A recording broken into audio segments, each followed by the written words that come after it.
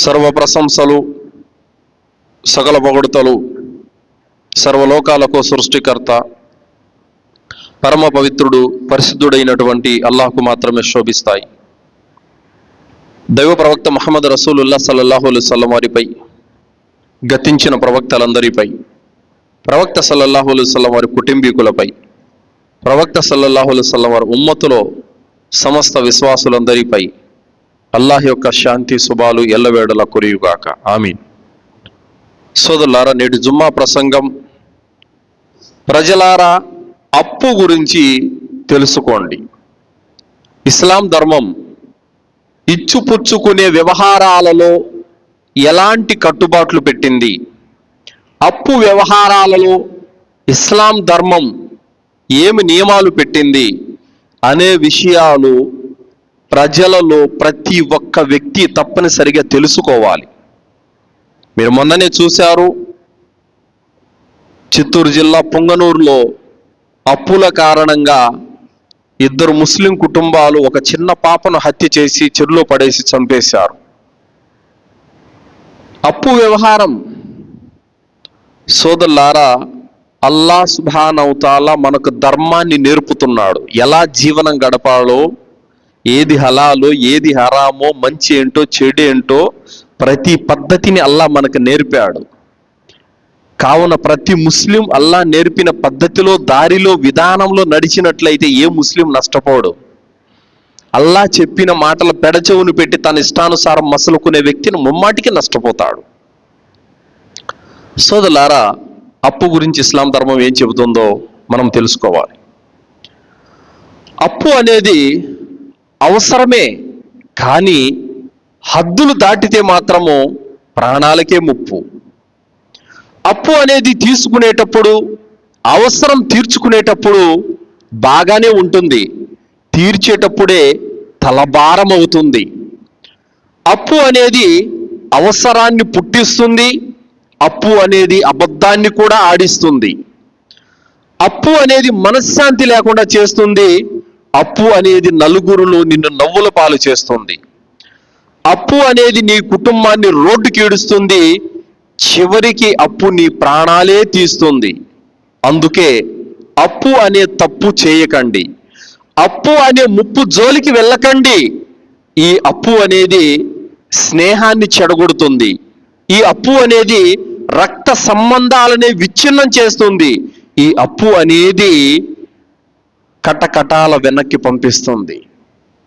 కావున అందుకే అప్పు జోలికి వెళ్ళొద్దు, వెళ్ళినా అప్పులో ఇరుక్కుపోవద్దు. కావున అప్పు అనేది మనిషికి మనశ్శాంతి లేకుండా చేస్తుంది. సోదరులారా, ప్రవక్త సల్లల్లాహు అలైహి వసల్లం వారు తెలియచేశారు, ప్రశాంతత కలిగిన తర్వాత మీ ప్రాణాలపై భారం వేసుకోకండి అన్నారు. సహాబాలు అడిగారు, అల్లాహ్ యొక్క ప్రవక్త, ప్రాణాల మీద భారం వేసుకోవడం అంటే ఏమిటి ప్రవక్త?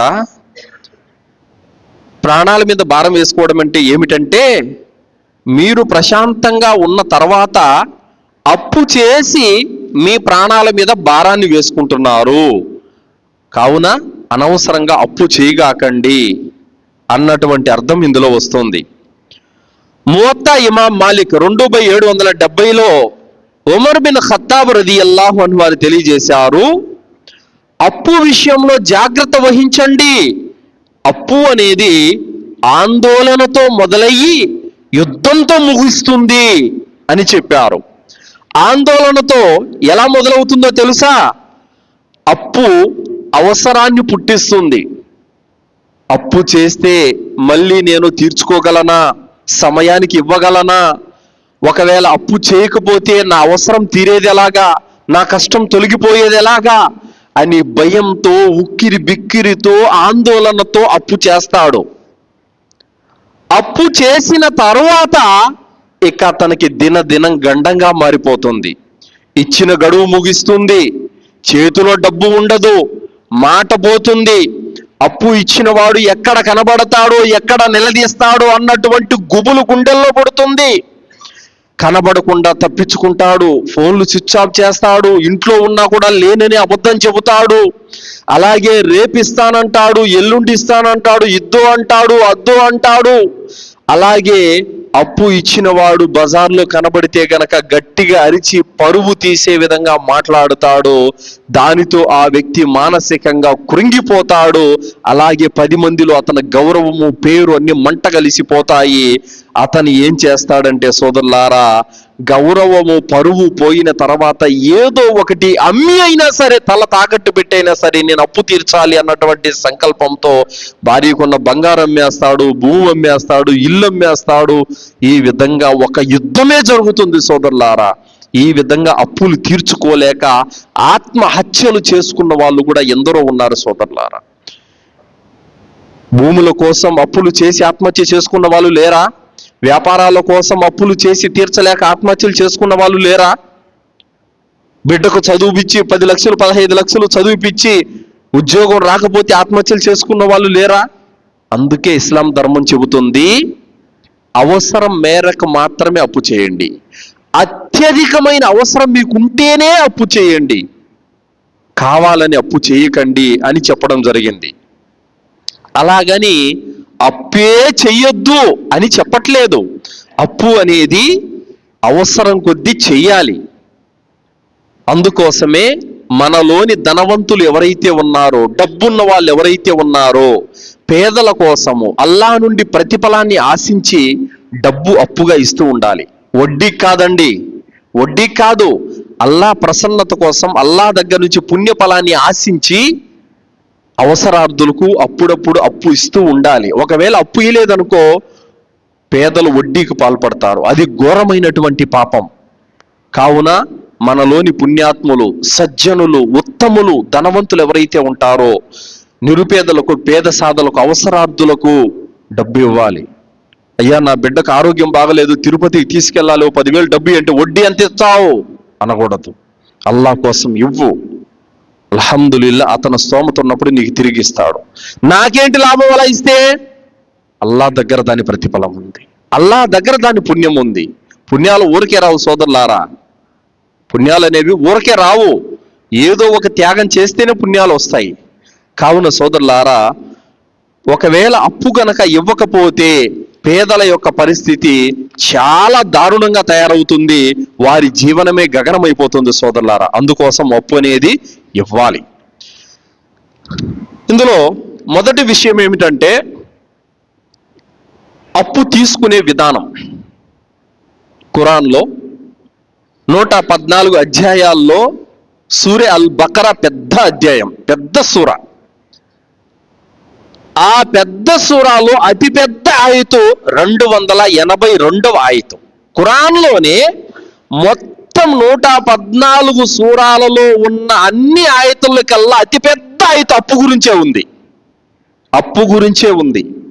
అల్లాహ్ సుబ్హానహు వ తఆలా ఈ వాక్యంలో అప్పు తీసుకునే విధానం గురించి మనకు నేర్పుతున్నాడండి. చదువుతాను, శ్రద్ధగా వినండి సోదరులారా. ఓ విశ్వాసులారా, మీరు పరస్పరం ఒక నిర్ణీత గడువు కొరకు అప్పు వ్యవహారం చేసుకుంటున్నప్పుడు దాన్ని స్పష్టంగా రాసుకోండి. రాసేవాడు ఈ వ్యవహారాన్ని మీ మధ్య న్యాయబద్ధంగా రాయాలి. అల్లా ఎవరికైతే రాయటం నేర్పాడో అతను రాయటానికి నిరాకరించకూడదు, అతడు రాయాలి. రుణం పుచ్చుకున్న వ్యక్తి విషయాన్ని విడమరిచి చెప్పి రాయించాలి. ఈ విషయంలో అతను తన ప్రభు అయిన అల్లాకు భయపడాలి. పుచ్చుకున్న దాన్ని తగ్గించి రాయించకూడదు. ఒకవేళ రుణం గ్రహీత అమాయకుడు, బలహీనుడు, లేక చెప్పి రాయించలేని వాడు అయి ఉంటే అతని సంరక్షకుడు న్యాయంగా రాయించాలి. మీలో 2 పురుషులను ఈ వ్యవహారానికి సాక్షులుగా పెట్టుకోండి. 2 పురుషులు లభ్యం కాని పక్షంలో మీరు ఇష్టపడే సాక్షులలో ఒక పురుషుణ్ణి, 2 స్త్రీలను సాక్షులుగా పెట్టుకోండి. ఎందుకంటే వారిలో ఒక ఆమె మరిచిపోతే 2వ స్త్రీ మరిచిపోయిన ఆమెకు గుర్తు చేస్తుంది. సాక్ష్యం కోసం పిలువబడినప్పుడు సాక్షులు రావడానికి నిరాకరించకూడదు. నిర్ణీత కాలం కొరకు తీసుకునే అప్పు చిన్నదైనా పెద్దదైనా దాన్ని రాసుకోవడంలో మాత్రం అశ్రద్ధ చేయరాదు. అల్లాహ్ దృష్టిలో ఈ పద్ధతి ఎంతో న్యాయవంతమైనది. ఇది సాక్ష్యాన్ని స్థిరంగా ఉంచుతుంది. సందేహాలకు అపార్థాలకు లోను కాకుండా ఉండేటందుకు కూడా ఇది బాగా దోహదపడుతుంది. ఒకవేళ మీ మధ్య జరిగిన వ్యవహారం అప్పటికప్పుడే తేలిపోయేదైతే, వ్యాపార లావాదేవీలైతే గనక అట్టి పరిస్థితుల్లో దాన్ని మీరు రాసుకోకపోయినా పర్వాలేదు. క్రయ విక్రయాల సందర్భంగా కూడా సాక్షులను ఉంచుకోండి. దస్తావేజులు రాసేవారిని కానీ సాక్షులను కానీ ఇరకాటంలో పెట్టడం కూడా సరికాదు అని తెలుసుకోండి. ఒకవేళ అలా చేస్తే నియమాలను ఉల్లంఘించిన దాని కిందకు వస్తుంది. అల్లాహకు భయపడండి. అల్లాహ్ మీకు ఈ పద్ధతిని నేర్పుతున్నాడు. అల్లాహ్ అన్నీ తెలిసినవాడు. ఇది ఈ ఆయతులు అల్లాహ్ సుబ్హానహు వ తఆలా చెబుతున్నాను చూడండి. మొదటి మాట అల్లాహ్ ఏమంటున్నాడు? ఓ విశ్వాసులారా, మీరు పరస్పరం నిర్ణీత గడువు కొరకు అప్పు వ్యవహారం చేసుకుంటున్నప్పుడు దాన్ని రాసుకోవాలి. ఏమి రాసుకోవాలి? అప్పు గురించి రాసుకోవాలి. రాతపూర్వకంగా తప్పకుండా ఉండాలి. 2 నెలలు 3 నెలలు ఇస్తాను, దానికి మళ్ళా రాతలు గీతలు ఎందుకు? తప్పు సోదరులారా. ఎందుకో తెలుసా? రాసుకోకపోతే ఎన్నో అనర్థాలు జరుగుతాయి. ఒక వ్యక్తి చనిపోయాడు. వాళ్ళ భార్య కువైట్ నుంచి వచ్చింది. 3 వ్యక్తులు వచ్చారు. మీ ఆయన నాకు 40,000 ఇవ్వాలి, మీ ఆయన నాకు 20,000 ఇవ్వాలి, మీ ఆయన నాకు 12,000 ఇవ్వాలి అని వచ్చారు. అదేంటి, మా ఆయన నాకు ఎప్పుడు చెప్పలేదే, ఒకవేళ చేసి ఉంటే బాండ్లు తీసుకురండి అని చెబితే, బాండ్లు గిన్నెలు లేవమ్మా, ఇస్తానని చెప్పి తీసుకున్నాడు అంతే. ఈ విధంగా అనర్థాలు జరుగుతాయి. ఒకవేళ వాళ్ళు అబద్ధం ఆడితే ఈ స్త్రీ నష్టపోతుంది. అర్థమైందా? రాతపూర్వకంగా లేనందువల్ల సాక్ష్యం ఉంటే ఇస్తాను, లేకపోతే నేను ఎవరు పో అంటే ఏం చేసుకుంటావు? సో కావున రాసుకోమని అల్లాహ్ సుబ్హానహు వ తఆలా మనకు తెలియజేస్తున్నాడు సోదరులారా. కావున రాసుకోవాలి. రాసేవాడు ఈ వ్యవహారాన్ని మీ మధ్య న్యాయబద్ధంగా రాయాలి. మా వాడని చెప్పి తగ్గించి రాయడము, వేరే వాడని చెప్పేసి ఎక్కువ రాయడము, అన్యాయం చేయడము, ఇలాంటివి చేయకూడదు. రాసేవాడు న్యాయబద్ధంగా రాయాలి. అల్లాహ్ ఎవరికైతే రాయటం నేర్పాడో వారు రాయాలి. నేను రాయను అని చెప్పకూడదు. రాయటం ఎవరికైతే నేర్పాడో వాళ్ళు రాయటానికి ముందుకు రావాలి. అలాగే రుణం పుచ్చుకున్నటువంటి వ్యక్తి విషయాన్ని విడమరిచి రాయించాలి. అప్పు తీసుకునేవాడు విషయాన్ని విడమరిచి రాయించాలి. అప్పు ఎంత తీసుకుంటున్నావు, ఎప్పుడు తీసుకుంటున్నావు, సాక్షులు ఎవరు, ఏమి రాయించావు, మళ్ళీ ఎప్పటికి తిరిగిస్తావు, పూర్తి వివరాలన్నీ కూడా రాసుకోవాలని అల్లాహ్ సుబ్హానహు వ తఆలా ఆదేశిస్తున్నాడు. ఈ విషయంలో అతడు తన ప్రభు అయిన అల్లాహకు భయపడాలి. రాసేటప్పుడు అల్లాహకు భయపడాలి. ఎందుకంటే ఎవరికి అన్యాయంగా రాయకూడదు. ఒకరి పక్షాన్ని ముగ్గిపోయి రాయకూడదు. ఒకరికి అన్యాయం జరిగేలా రాయకూడదు. న్యాయబద్ధంగా రాయాలి. అలాగే ఒకవేళ రుణగ్రహీత అయితే గనక అతను అమాయకుడు, మతిస్థిమితం లేనివాడు అయితే తెలివి పరులు, తమ సంరక్షకులు ఎవరైతే ఉంటారో వాళ్ళు దగ్గరుండి కూర్చొని రాపించాలి సోదరులారా. అలాగే మీలో 2 పురుషులను అంటే 2 మగవాళ్ళను సాక్షులుగా పెట్టుకోండి రాసుకునేటప్పుడు.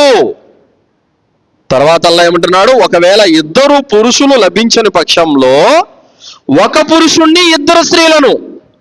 ఇందులో అల్లాహ్ సుబ్హానహు వ తఆలా పురుషుల యొక్క ఆధిక్యతను చెప్పాడు చూడండి.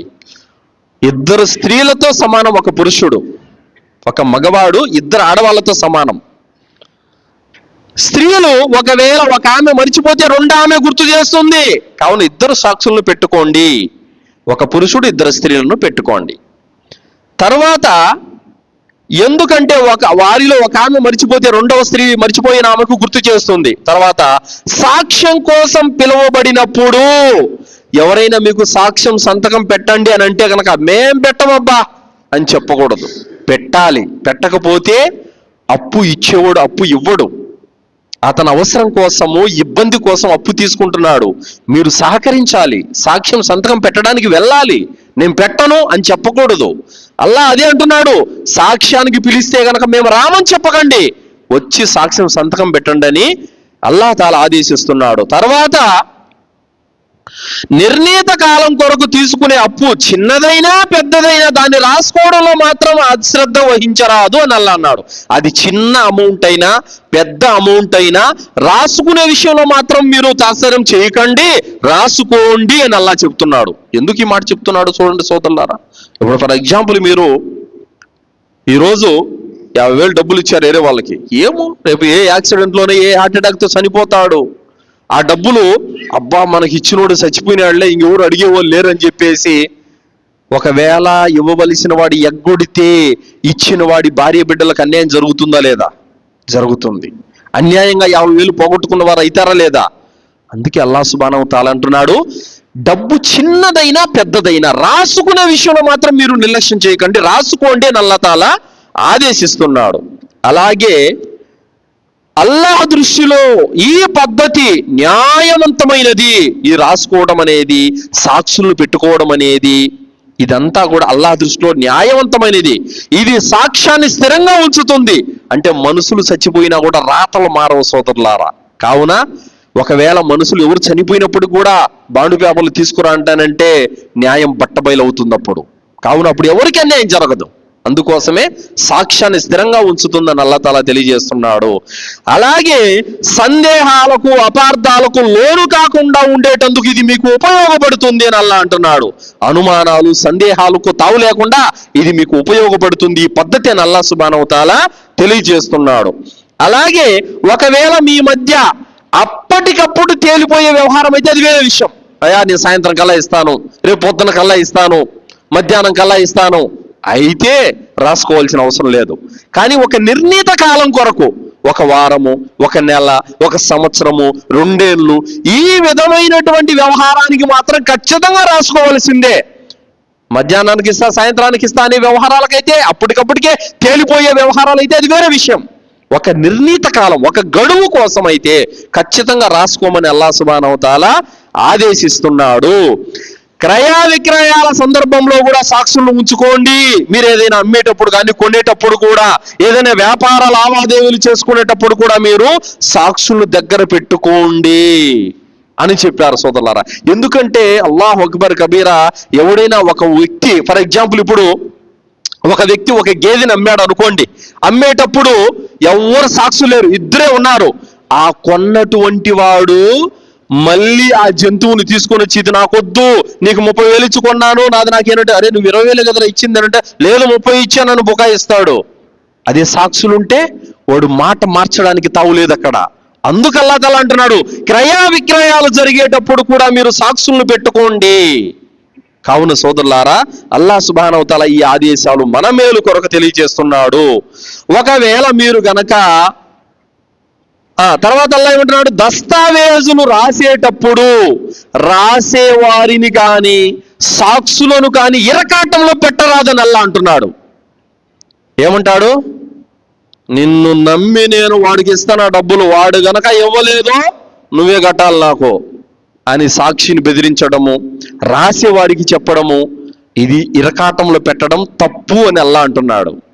మీరు ఎందుకు ఇస్తున్నారు? అతని అవసరం తీరాలని ఇస్తున్నారు, అంతేగాని ఇందులో సాక్షికి చెప్తారు మీరు ఏమని, వాడు కట్టకపోతే నువ్వే కడతావు జాగ్రత్త, రాసేవాడికి వాడు కట్టకపోతే నువ్వే కడతావు జాగ్రత్త, ఇది చెప్పకూడదు. ఇరకాటంలో పెట్టడం సబబు కాదని అల్లాహ్ సుబ్హానహు తఆలా తెలియజేస్తున్నాడు. ఒకవేళ మీరు కనుక ఇలా చేసినట్లయితే అల్లాహ్ ఆజ్ఞలను నియమాలను మీరు ఉల్లంఘించినట్టు అవుతుందని అల్లాహ్ తాలా తెలియజేస్తున్నాడు.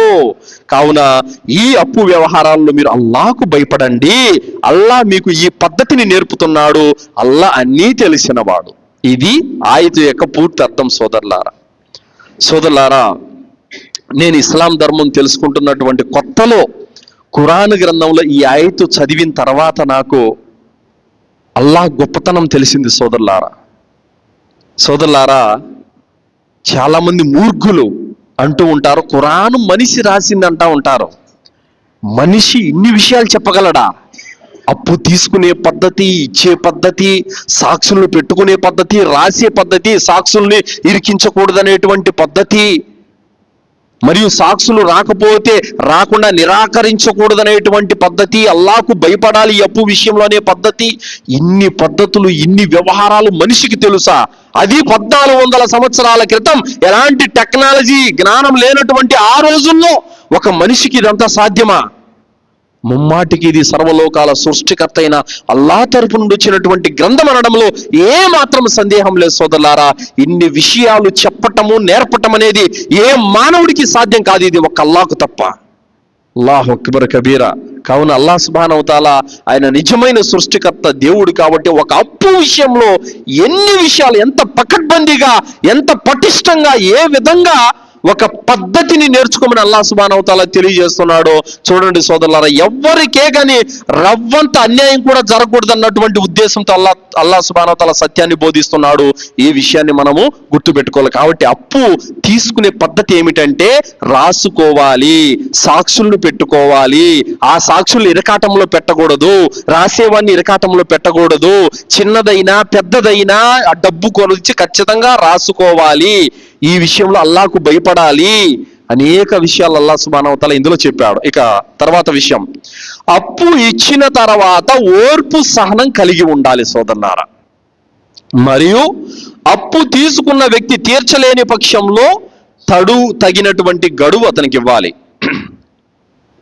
రెండో విషయం ఏమిటంటే అప్పు ఇచ్చిన తరువాత ఓర్పు సహనము కలిగి ఉండాలి. తీసుకున్నటువంటి వాడు అప్పు చెల్లించలేని పక్షంలో అతనికి గడువు మరింత పెంచాలి సోదరులారా. అల్లాహ్ సుబ్హానహు వ తఆలా సూరే బకరా 280వ ఆయతులో అల్లాహ్ అంటున్నాడు, ఒకవేళ రుణగ్రస్తుడు ఇబ్బందుల్లో ఉంటే అతని పరిస్థితి మెరుగుపడే వరకు అతనికి గడువు ఇవ్వండి, లేదా మన్నించి దానంగా వదిలిపెట్టేయండి. మీరు గనక ఇది తెలుసుకుంటే ఇది మీ కొరకు శ్రేయోదాయకమని అల్లాహ్ సుబ్హానహు వ తఆలా తెలియజేసినాడు. సోదరులారా, రుణగ్రస్తుడికి గడువు ఇవ్వాలి. ఎవరైతే అప్పు తీసుకున్నాడో ఆ వ్యక్తికి మీరు ఏం చేయాలి? మీరు టైం పెట్టారు, ఒక నెలలో ఒక సంవత్సరము టైం పెట్టారు, కానీ ఆ టైంలోగా అతని పరిస్థితులు బాగలేక డబ్బు చెల్లించలేకపోయాడు. మీరేం చేయాలి? గడువు ఇవ్వాలి. అతను ఒకవేళ గడువు అడిగాడు, నాకు ఇంకో 2 నెలలు టైం వేయండి, ఇంకో 3 నెలలు సమయం వేయండి, ఈ లోపల మీ అప్పు తీరుస్తానంటే, అలాగేనయ్యా అల్లాహ్ కోసం నేను గడువు ఇస్తున్నాను, తీసుకో, నీ పరిస్థితి మెరుగుపడిన తర్వాతనే ఇవ్వని చెప్పాలి. ఇది అల్లాహ్ దృష్టిలో ఉత్తమమైనటువంటి పద్ధతి సోదరులారా. అంతేకాని అతను మరింత మీరు అప్పు తీర్చాల్సిందే నువ్వు సచ్చినట్టు అని ఒత్తిడి తీసుకొచ్చారంటే అతను ఏం చేస్తాడు? ఒక పాపాన్ని ఒడిగడతాడు. ఆ పాపం ఏంటి? వడ్డీకి ఒడిగడతాడు. అతని ఆస్తి దేన్నైనా అమ్ముకుంటాడు, ఏదైనా తాకట్టు పెడతాడు, అది పాపకరం. కావున సోదరులారా, అతనికి గడువు ఇవ్వాలి. అంతేగాని ఒకవేళ మీరు నువ్వు అప్పు చెల్లించడం లేట్ అయిపోయింది, నేను ఇచ్చిన టైం అయిపోయింది అని చెప్పేసి బాండు ఎత్తి రాపించడము, వడ్డీపై వడ్డీ వేయడము, చక్ర వడ్డీ కట్టడము, భూచక్ర వడ్డీ కట్టడము, విష్ణు చక్ర వడ్డీ కట్టడము, వాడు ఇంకా పాతాళానికి వెళ్ళిపోతాడు సోదరులారా. కోలుకోలేడు ఇంక జీవితంలో. ఆ విధంగా చేయటం పాపం. కావున అతని భార్య బిడ్డల పరిస్థితి బాగలేదు, అతని ఇంటి పరిస్థితి బాగలేదు, మనం అర్థం చేసుకొని అతనికి గడువు ఇచ్చినట్లయితే ఇది అల్లాహ్ దగ్గర ఎంతో ఉన్నతమైన పుణ్యకార్యం సోదరులారా. కావున ఈ విధంగా మనము చేయాలి తప్ప, వాడు అసలు నీ అప్పు తీర్చడానికే సతమతమవుతున్నాడు, నువ్వు గడువు ఇవ్వాల్సింది పోయి మన్నించాల్సింది పోయి ఆలస్యమైందని చెప్పేసి మళ్ళీ ఈ విధంగా వడ్డీపై వడ్డీ వేయడము, ఈ విధమైనటువంటి పరిస్థితి మంచిది కాదు. వారం లోపు నా అప్పు నాకు తిరిగి ఇవ్వలేదో నీ అంతు చూస్తా, నీ షాపు మూచేస్తా, నీ ఇంటికి తాళమేస్తా, నీ బండి లాక్కెళ్తా, నిన్ను జైల్లో వేపిస్తా, జాగ్రత్త అనే దుర్మార్గపు మాటలు పలికేదానికంటే అల్లాహ్ కోసం నీకు ఇంకా 2 నెలలు టైం ఇస్తున్నాను, నీ పరిస్థితి మెరుగుపడిన తర్వాతనే నా అప్పు చెల్లించు నాయనా అనంటే ఇది అల్లాహ్ దృష్టిలో ఉత్తమం. లేదా నీ పరిస్థితి బాగాలేదు, నీ అప్పు నేను మాఫీ చేస్తున్నాను పో అల్లాహ్ కోసం అని పలకటం ఉత్తమము సోదరులారా. అంతేకాని వాడిని బెదిరించడము, ఇరకాటంలో పెట్టేయడము, మరింత అసలే తన పరిస్థితి బాగాలేక ఏడుస్తుంటే నువ్వు మళ్ళీ ఇలాంటి బెదిరింపులతో అతనికి పాల్పడినట్లయితే ఇది అల్లాహ్ దృష్టిలో చాలా నీచమైనటువంటి కార్యము సోదరులారా. అబూ హురైరా రదియల్లాహు అన్హు యొక్క ఉల్లేఖనం బుఖారీ గ్రంథం 3293వ హదీసు, ముస్లిం గ్రంథం 1562వ హదీసులో ప్రవక్త సల్లల్లాహు అలైహి వసల్లం వారు తెలియజేశారు, ఒక వ్యక్తి ప్రజలకు అప్పులు ఇస్తూ ఉండేవాడు, తన సేవకుడితో ఇలా చెప్పేవాడు, ఓ నా సోదరా, నువ్వు ఎవరికైతే అప్పులు ఇచ్చావో వాళ్ళ నుండి వసూలు చేసేటప్పుడు సున్నితత్వాన్ని ప్రదర్శించు, మెతక వైఖరిని అవలంబించు. ఒకవేళ వాళ్ళు గనక గడువు అడిగితే గడువు ఇవ్వు. ఒకవేళ అప్పు తీర్చలేని పక్షంలో వాళ్ళు నలిగిపోతుంటే గనక, ఇబ్బంది పడుతుంటే గనక అప్పును కూడా మాఫీ చేయి. అంతేకాని వాళ్ళని ఇరకాటంలో పెట్టద్దు, ఇబ్బందుల్లో పెట్టద్దు అని చెప్పేవాడు అతను మరణించిన తర్వాత అల్లాహ్ కూడా అతని తప్పులను పాపాలను మన్నించాడు. హుజైఫా రదియల్లాహు అన్హు యొక్క ఉల్లేఖనం బుఖారీ హదీసు 2077, ముస్లిం హదీసు 1560లో ప్రవక్త సల్లల్లాహు అలైహి వసల్లం వారు తెలియజేస్తున్నారు, పూర్వకాలంలో ఒక వ్యక్తి ఉండేవాడు, అతను మరణించాడు. మరణించేటప్పుడు దైవ దూతలు వచ్చారు. అయ్యా, నీ యొక్క పుణ్యకార్యాలు ఏమైనా ఉన్నాయా అని అడిగారు. అతను అన్నాడు, నాకేం గుర్తు రావట్లేదండి అన్నాడు. లేదు, బాగా గుర్తు చేసుకో, నువ్వేమైనా పుణ్యకార్యాలు చేసి ఉన్నావా? అయితే నాకు ఒక విషయం గుర్తుంది. అది ఏమిటంటే, ఇచ్చి పుచ్చుకునేటప్పుడు నేను చాలా ఉదార స్వభావంతో వ్యవహరించేవాడిని, ఎవరిని కసురుకునేవాడిని కాదు, కఠినంగా ఉండేవాడిని కాదు, మన్నింపుల వైఖరి అవలంబించేవాడిని. మరియు అప్పు ఇచ్చేవాడిని, అప్పు ఇచ్చేవాడు తిరిగి ఇచ్చేటప్పుడు వారికి గనక గడువు అవసరమైతే గడువు పెంచి నేను ఇచ్చేవాడిని. మరియు అప్పు తీర్చలేని పక్షంలో వాళ్ళ అప్పులు కూడా నేను మాఫీ చేసేవాడిని. ఇది ఒక్కటి నాకు గుర్తుంది అని చెప్పారు. అప్పుడు ముస్లిం ఉల్లేఖనం మరొక హదీసు ఉక్బా బిన్ ఆమిర్ రదియల్లాహు అన్హు వారు మరియు అబూ మసూద్ రదియల్లాహు అన్హు యొక్క ఉల్లేఖనం. ఈ మాటలు అల్లాహ్ విన్నాడు. విని, ఓ నా దాసుడా, నీకంటే ఎక్కువగా నేను క్షమించేవాడను. ఓ దైవదూతలారా, ఇతన్ని క్షమించేయండి, ఇతని పట్ల మీరు ఔదార్యంతో వ్యవహరించండి, కఠినంగా ప్రవర్తించవద్దు అని అల్లాహ్ దైవదూతలకు ఆదేశించాడు. అల్లాహు అక్బర్. కావున మన వ్యవహారం ఎలా ఉంటుందో మనతో కూడా వ్యవహారం అలాగే ఉంటుంది. మనము సాటి దాసుల పట్ల మన వ్యవహారం ఎలా ఉందో అల్లాహ్ కూడా మన పట్ల వ్యవహారం అలాగే ఉంటుంది సోదరులారా. మనం మన్నిస్తే ప్రజలని అల్లాహ్ కూడా మన్నిస్తాడు. మనం కఠినంగా ప్రజల పట్ల ఉంటే అల్లాహ్ కూడా మన పట్ల కఠినంగా ఉంటాడు. కావున మనం మన్నింపుల వైఖరి, అప్పు ఇచ్చిన వాడిని పీడించడం, ఏడుపించుకు తినడం, ఇది సరైన విధానం కాదు సోదరులారా. మన్నింపుల వైఖరి అనేది ఖచ్చితంగా మనము ప్రదర్శించాలి. ముస్నద్ అహ్మద్ 22,023వ హదీసు అబూ కతాదా రదియల్లాహు అన్హు వారి యొక్క ఉల్లేఖనం. ప్రవక్త సల్లల్లాహు అలైహి వసల్లం వారు తెలియజేశారు, రుణగ్రహీతకు వ్యవధినివ్వండి. ఒకవేళ అతను అప్పు తీర్చలేని పక్షంలో క్షమించండి. ఒకవేళ ఎవరైతే క్షమిస్తారో, గడువునిస్తారో, అతనికి కయామతు రోజున అల్లాహ్ సుబ్హానహు వ తఆలా తన సింహాసనపు నీడలో చోటునిస్తాడు. ఎంతటి ప్రతిఫలమో చూడండి. ఎవరైతే అప్పు తీర్చలేని, చెల్లించలేనటువంటి వారికి గడువునిస్తారో మరియు అప్పును మాఫీ చేస్తారో వారికంట అల్లాహ్ సుబ్హానహు వ తఆలా ఆయన సింహాసనపు కారుణ్యపు నీడలో చోటునిస్తాడు. అల్హమ్దులిల్లా. పుణ్యాలు ఊరికే వస్తాయా? ₹1 వదిలిపెట్టవు, వడ్డీ కావాలా, వాడు చెప్పిన టయానికి ఇకపోతే బెదిరింపులు, కొట్లాట్లు, ఇంక ఊరికే వస్తాయా పుణ్యాలు? త్యాగం చేయాలి, ఏదో ఒకటి త్యాగం చేస్తే పుణ్యాలు వస్తాయి.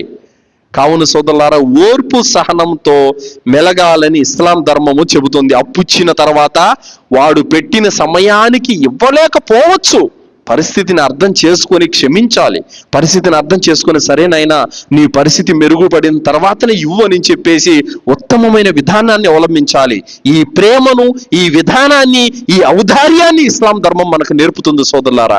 మనమే గనక ముస్లిములమైతే అల్లాహ్ నేర్పుతున్న ఈ ధర్మాన్ని మనం పాటించాలి తప్ప కఠినంగా ప్రవర్తించకూడదు, అవిశ్వాసుల వల్ల మూర్ఖంగా ప్రవర్తించకూడదు. నీ ఎంతు చూస్తా, నీ ఇల్లు నేను బంద్ చేసేస్తాను, నీ భూములు లాక్కుంటాను, నీ ఆస్తులు లాక్కుంటాను, నీ బండి లాక్కుంటాను, ఈ మాటలు, దుర్మార్గపు మాటలు పలకకూడదని ఇస్లాం ధర్మం చెబుతుంది సోదరులారా.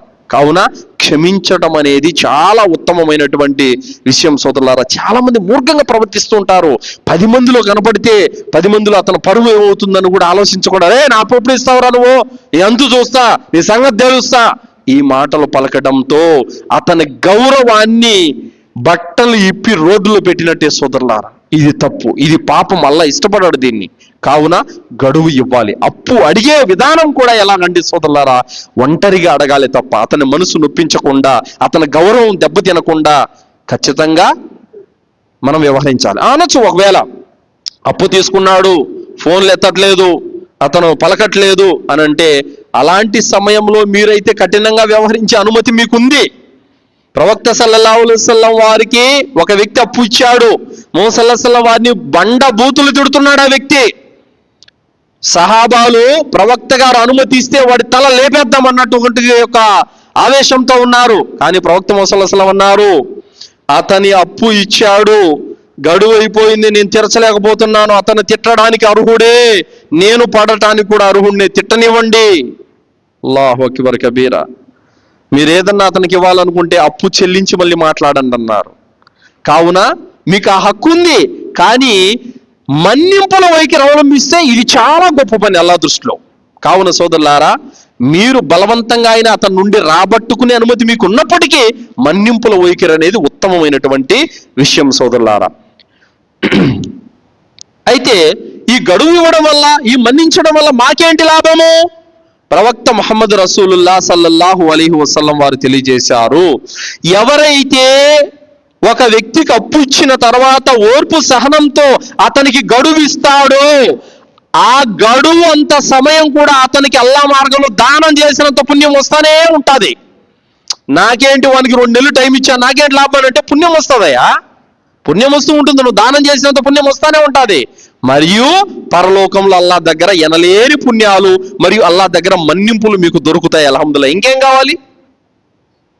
కావున సోదరులారా, అతన్ని ఎవరైతే అప్పు తీసుకున్నాడో ఆ వ్యక్తి గడువులోగా ఇవ్వలేదని వెంటపడి వేధించి ఏడిపించి ముప్పు తిప్పలు పెట్టి 3 చెరువులు నీళ్లు తాపించి ముక్కుబిండి వసూలు చేసే బదులు ఓర్పు సహనంతో మన్నింపుల వైఖరి అవలంబించడము, గడువు ఇవ్వడం అనేది అల్లాహ్ దృష్టిలో చాలా గొప్ప విషయము, ఉత్తమోత్తమైనటువంటి విషయం సోదరులారా. కావున మన్నింపుల వైఖరి కలిగి ఉండండి. ఇక 3వ విషయం, ఉత్తమ రీతిలో అప్పును తిరిగి చెల్లించాలి.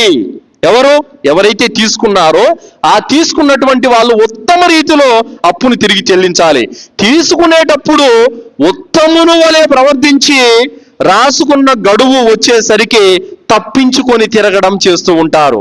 ఆ విధంగా అతను నీ మీద నమ్మకం పెట్టుకొని ఉంటాడు, నేను అతని అవసరం తీర్చాను, అతని ఇబ్బందుల్లో ఉంటే ఆదుకున్నాను, సమయానికి ఇస్తాడు అన్నటువంటి నమ్మకంతోనే కదా నీకు ఇచ్చాడు. కానీ నువ్వేం చేస్తున్నావు?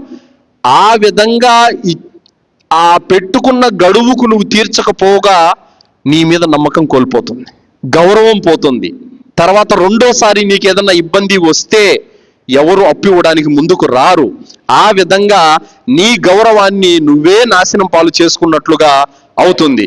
కావున అప్పు పెట్టుకున్నటువంటి గడువు కంటే ముందు 1-2 రోజులు ముందే గనక చెల్లించినట్లయితే గనక అప్పుడు నీ గౌరవం నిలబడుతుంది, ఇంకొకసారి నీకు అప్పు ఇవ్వడానికి కూడా ముందుకు వస్తారు. ఆ విధంగా చేయలేదంటే గనక నీ గౌరవాన్ని నువ్వే నాశనం చేసుకున్న వాడివి అవుతావు. అప్పు తీసుకునేటప్పుడు చాలా బాగా ఉత్తమంగా మర్యాదస్తుని వలె తీసుకుంటాడు. కానీ అప్పు తీసుకుని తన అవసరం తీర్చుకున్న తర్వాత ఇక ఆ అప్పు ఇచ్చిన వాడికి అసలు విశ్వరూపం చూపిస్తాడు. తప్పించుకొని తిరగడము, ఫోన్లు ఎత్తకపోవడము, ఇది పాపమైనటువంటి విషయం, ఇది దుర్మార్గమైనటువంటి విషయం. డైరెక్ట్గా వెళ్ళి, అయ్యా నా పరిస్థితి బాగలేదు, ఇంకా 2 నెలలు గడువు, 3 నెలలు గడువు అని ఉత్తమంగా అడగాలి తప్ప ఫోన్లు స్విచ్ ఆఫ్ చేయడము, తప్పించుకొని తిరగడము, ఇంట్లో ఉండి కూడా లేడని చెప్పి అబద్ధం చెప్పించడము, ఈ విధానం నీచమైనటువంటి విధానం. డైరెక్ట్గా వెళ్ళి నా పరిస్థితి ఎలా ఉందని చెప్పుకొని గడువు ఇప్పించుకో, అంతేగాని ఈ యొక్క చర్యలు మాత్రము మంచివి కాదు సోదరులారా.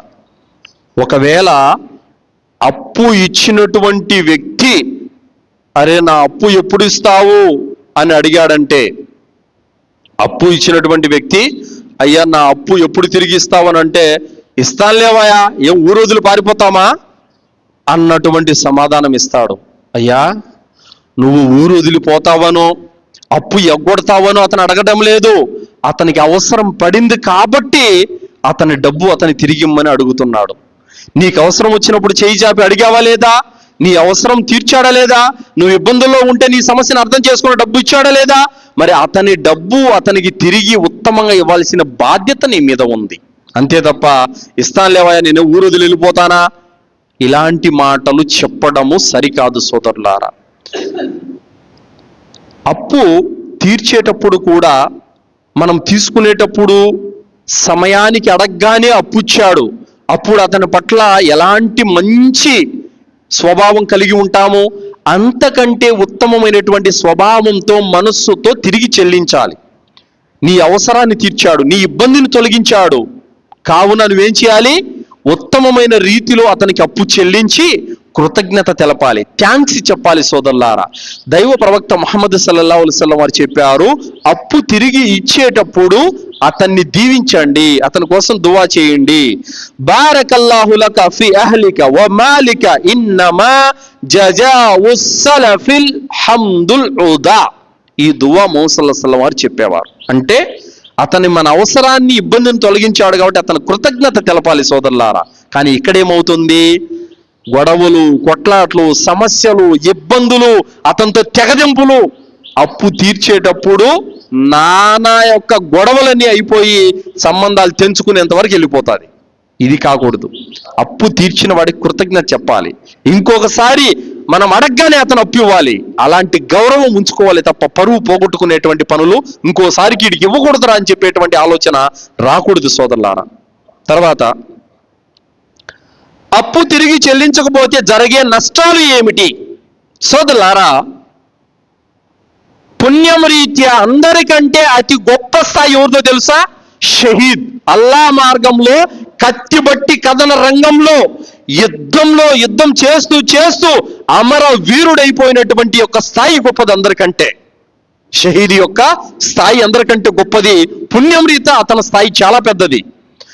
దైవ ప్రవక్త ముహమ్మద్ సల్లల్లాహు అలైహి వసల్లం వారు తెలియజేశారు, సహీ అన్-నసాయి 4367వ హదీసు, అల్బానీ రహమతుల్లాహి గారు దీన్ని సహీగా ఖరారు చేశారు. మేము దైవ ప్రవక్త ముహమ్మద్ సల్లల్లాహు అలైహి వసల్లం వారి సన్నిధిలో కూర్చొని ఉన్నాము. ప్రవక్త సల్లల్లాహు అలైహి వసల్లం వారు ఆకాశం వైపునకు చూశారు. సుబ్హానల్లాహ్ అని తన చేయి నెత్తి మీద పెట్టుకొని, ఎంతటి విచారమైన విషయం నాకు తెలియజేయబడింది అని ముహమ్మద్ సల్లల్లాహు అలైహి వసల్లం వారు తన చేయి తల మీద పెట్టుకొని విచారాన్ని వ్యక్తపరిచారు. మేము భయపడిపోయాము. ప్రవక్త సల్లల్లాహు అలైహి వసల్లం వారు ఇంటికి వెళ్ళిపోయారు. మర్నాడు మేము ముహమ్మద్ సల్లల్లాహు అలైహి వసల్లం వారిని కలిసి, అల్లాహ్ యొక్క ప్రవక్త, మీరు తల మీద చెయ్యి పెట్టుకొని సుబ్హానల్లా అని చెప్పారు. విచారమైనటువంటి విషయం నాకు తెలియజేయబడింది అన్నారు. ఆ విచారమైన విషయం ఏమిటో మాకు తెలియజేయండి ప్రవక్త అని అన్నారు.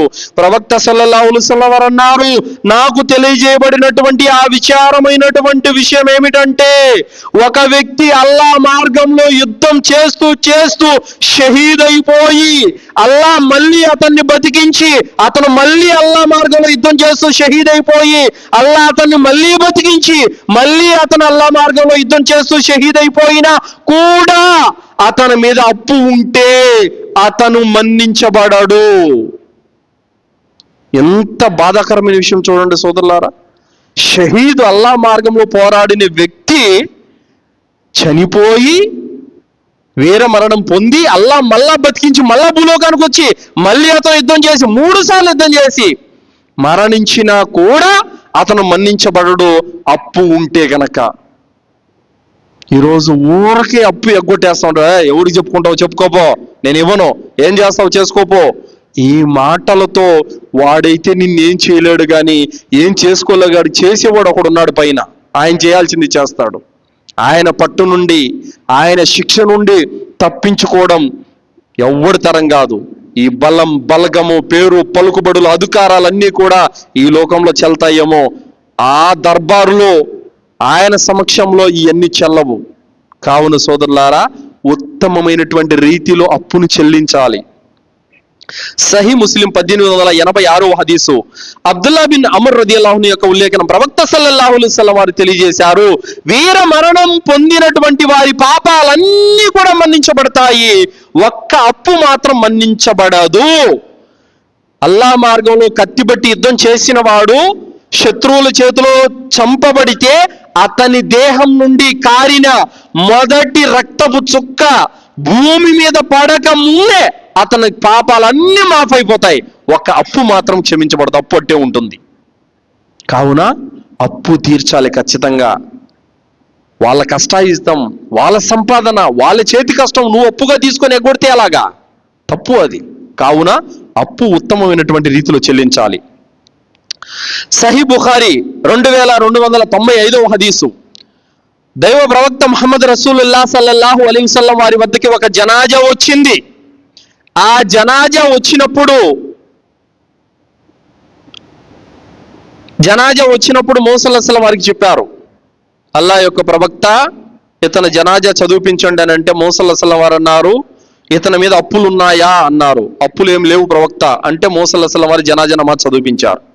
మరో వ్యక్తి యొక్క జనాజా వచ్చింది, చదివించమన్నారు. ఇతని మీద అప్పులు ఏమైనా ఉన్నాయా అంటే ఉన్నాయని అన్నారు. అయితే నేను చదివించను, మీరు చదివించుకోండి అన్నారు. అబూ ఖతాదా రలియల్లాహు అన్హు వారు అన్నారు, అల్లాహ్ యొక్క ప్రవక్త అతని అప్పు తీర్చే బాధ్యత నాది, మీరు జనాజా చదివించండి అన్నారు. అలా అయితే చదివిపిస్తానన్నారు. చదివించారు. మర్నాడు అబూ ఖతాదా అతను అప్పు చెల్లించావా? లేదు ప్రవక్త నేను చెల్లించలేదు. మర్నాడు మళ్ళీ అడిగారు, అతను అప్పు చెల్లించావా? చెల్లించలేదు. మళ్ళీ అడిగారు, అతను అప్పు చెల్లించావా? చెల్లించాను ప్రవక్త. ఇప్పుడు అతని ఆత్మకి విడుదల పొందింది అని చెప్పారు. కావున సోదరులారా, అప్పు చెల్లించకపోతే ఆత్మ బందీగా ఉంటుంది సోదరులారా. ఆత్మ విడుదల కాదు, అది చేరవలసిన గమ్యానికి చేరకుండా మధ్యలో ఊగిసలాడుతూ ఉంటుంది.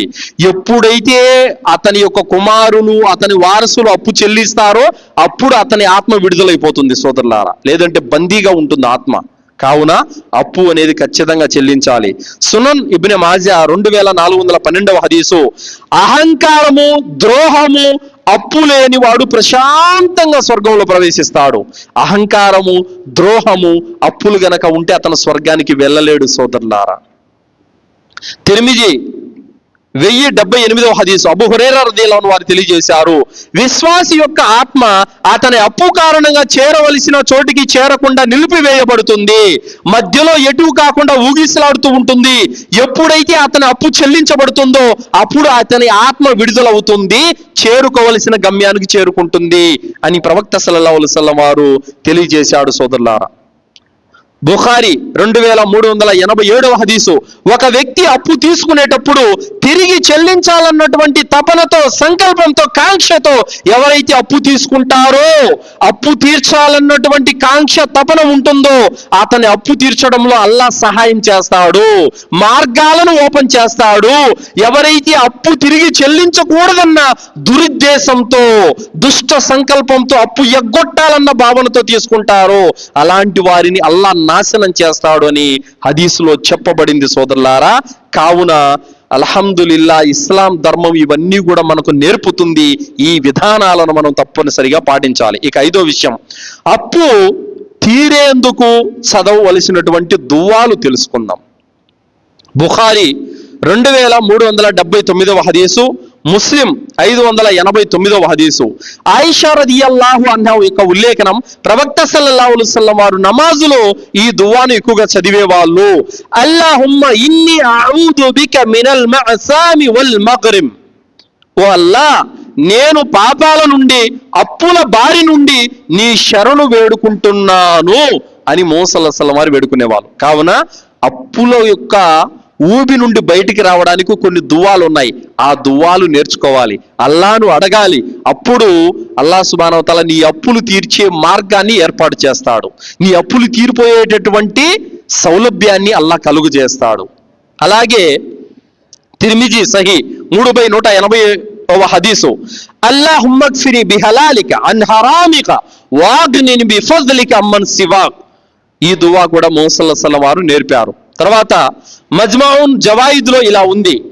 ముఆజ్ రలియల్లాహు అన్హు వారు ప్రవక్త ముహమ్మద్ సల్లల్లాహు అలైహి వసల్లం వారి దగ్గరకు వచ్చారు. అల్లాహ్ యొక్క ప్రవక్త, అప్పులతో నేను చాలా బాధపడిపోతున్నాను, నలిగిపోతున్నాను, నా అప్పులు తీర్చే మార్గం ఏదైనా తెలియచేయండి అని చెప్పి వేడుకున్నారు. ప్రవక్త సల్లల్లాహు అలైహి వసల్లం వారు సూరే ఆలి ఇమ్రాన్ 26వ ఆయతు 27వ ఆయతులో అల్లా యొక్క గొప్పతనం గురించి అందులో చెప్పడం జరిగింది. ఆ ఆయతులు చదివి ఈ దువా చదవమన్నారు. రహ్మాన దునియా వల్ ఆఖిరతి వ రహీమహు తుఅతి మన్ తషావు వ మిన్హుమా మన్ తమ్నవు మన్ తషావు ఇర్హమ్ని రహ్మతన్ తుగ్నిని బిహా అర్ రహ్మతి మన్ శివాక్ అల్లాహుమ్మ అగ్నిని మినల్ ఫఖ్రి అన్నిద్దైన్. ఈ దువా చదవమన్నారు. అస్నుల్ బయాన్లో, తెలుగు ఖురాన్ అహ్సనుల్ బయాన్లో సూరే ఆల్ ఇమ్రాను 26, 27 ఆయతుల కింద ఈ దువా మీకు కనిపిస్తుంది. ఈ దువా మీరు నేర్చుకుని చదవాలి. ఈ దువా యొక్క ఔన్నత్యం గురించి మౌసల్లల్లాహు ఏం చెప్పారంటే, ఎవరైనా సరే అల్లా మీద అపారమైన విశ్వాసం పెట్టి, నమ్మకం పెట్టి ఈ 2 ఆయతులు చదివి దువా చదివితే గనక అతని అప్పు ఊహద పర్వతం అంతా ఉన్నా సరే అల్లా తీర్చే ఏర్పాటు చేస్తాడు. అయితే అల్లా మీద నమ్మకం పెట్టాలి. అల్లా మీద నమ్మకం పెట్టి దువా చేయాలి. సోదరులారా, అప్పు యొక్క వ్యవహారాలు, లావాదేవీల యొక్క వ్యవహారాలు అల్లా సుబ్హానహు తాలా మనకు ఉత్తమమైనటువంటి రీతిలో నేర్పాడు. ఈ విధానాలను గనక మనం ఫాలో అయితే అల్హమ్దులిల్లా, అది అందులోనే మన ఇహపరాల మేలు సాఫల్యం ఉంది. సోదరులారా, కావున ప్రపంచంలో నేడు అప్పుల ద్వారా జరుగుతున్నటువంటి గొడవలు, సమస్యలు, కోర్టులు, పోలీస్ స్టేషన్లు, కేసులు, ఆత్మహత్యలు, హత్యలు, ఎన్ని దారుణాలు చూస్తున్నాం సోదరులారా. కావున అల్లా సుబ్హానహు తాలా మనకి ఈ విధానాన్ని నేర్పాడు. ఈ విధానాన్ని మనం పాటించాలి సోదరులారా. ఇవి అప్పుకు సంబంధించిన వ్యవహారాలు సోదరులారా. అల్లాతో దువా చేస్తూ ముగిస్తున్నాను. విన్నటువంటి విషయాలపైన సదాచరణ చేసే సద్బుద్ధిని అల్లా మనందరికీ ప్రసాదించుగాక. అల్లా సుబ్హానహు తాలా మనల్ని కూడా అప్పుల ఊబి నుండి రక్షించుగాక. మన యొక్క అప్పులు తీర్చేటువంటి మార్గాన్ని అల్లా మన కొరకు సులభతరం చేయుగాక.